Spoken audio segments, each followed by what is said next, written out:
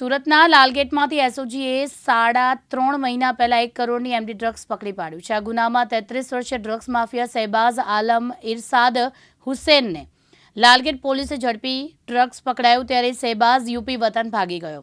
ત્યાંથી border cross કરી નેપાળ જતો રહ્યો હતો. નેપાળથી ફરી યુપી આવી ગયો હતો.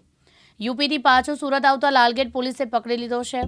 મુખ્ય સૂત્રધાર મોહમ્મદ કાસિફ શહેબાઝને એક ટ્રીપના 5,000 રૂપિયા આપતો. એમડી ડ્રગ્સ લેવા માટે આરોપી 3 વખત સાગીરતો સાથે મુંબઈ ગયો હતો.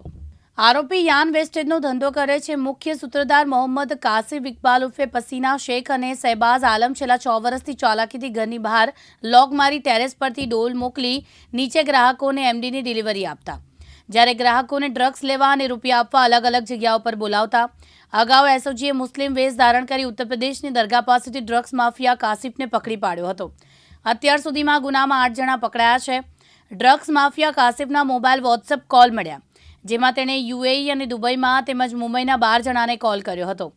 29મી એપ્રિલે લાલગેટના લાલમિયા મસ્જિદ નજીક મદ્રેસા પાસે 2 ડ્રગ્સ માફિયા એમડીના મોટો જથ્થો લઈને આવતો હોવાની માહિતી એસઓજીને મળી. આરોપીઓને પકડવા જતા બાઇક અને મોપેડ મૂકી લેપટોપની બેગ રોડ ઉપર ફેંકી શેરીમાં ભાગી ગયા હતા. બેગમાં પોલીસે ચેક કરતા તેમાંથી 1 કરોડનું ડ્રગ્સ મળી આવ્યું હતું. મુકેશ ગુરવ, દિવ્યાંગ ન્યૂઝ, સુરત.